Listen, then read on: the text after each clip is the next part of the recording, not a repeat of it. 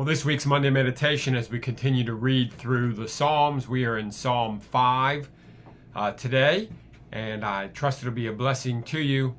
Like many of these Psalms, you're going to notice there is a contrast between how the Lord responds to the righteous and those who trust in Him, and to the wicked or those who rebel against Him. And that is very clear in Psalm 5 as we read it. I hope you're able to pick up on that contrast that David lays out for us. Give ear to my words, O Lord, consider my groaning. Give attention to the sound of my cry, my King and my God, for to you do I pray.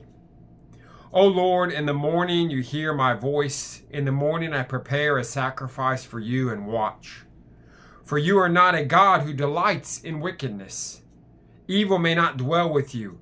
The boastful shall not stand before your eyes. You hate all evildoers. You destroy those who speak lies. The Lord abhors the bloodthirsty and deceitful man. But I, through the abundance of your steadfast love, will enter your house. I will bow down toward your holy temple in the fear of you. Lead me, O Lord, in your righteousness because of my enemies. Make your way straight before me. For there is no truth in their mouth. Their inmost self is destruction. Their throat is an open grave. They flatter with their tongue. Make them bear their guilt, O God. Let them fall by their own counsels. Because of the abundance of their transgressions, cast them out, for they have rebelled against you. But let all who take refuge in you rejoice. Let them ever sing for joy and spread your protection over them, that those who love your name may exalt in you. For you bless the righteous, O Lord. You cover him with favor as with a shield. And so, as I mentioned in the beginning of this meditation, there's a clear contrast as David prays to the Lord. He has a couple requests. He begins by asking the Lord to hear his prayer. Verse 1, give ear to my words, O Lord, consider my groaning. I'm sure many of you watching this video have groaned, or your prayers have been nothing more than groans. Well, you're in good company. King David was full of groaning. Sometimes we get to a place of desperation, that's all we can do, and that's biblically appropriate.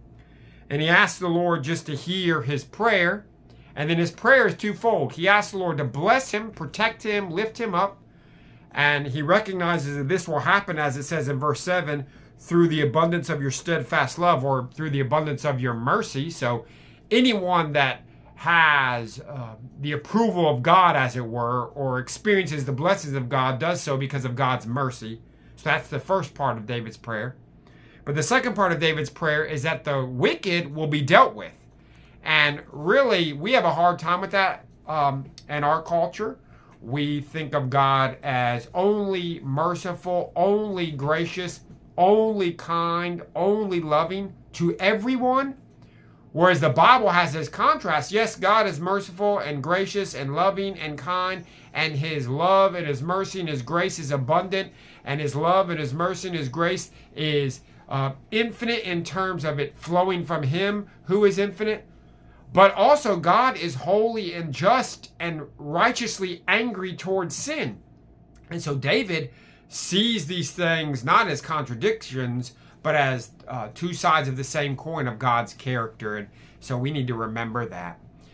This week, I just want you to remember that you can trust in the Lord. We see it in these verses. He is a shield. He is a protection to those who follow him. And this all is an outflow of his mercy.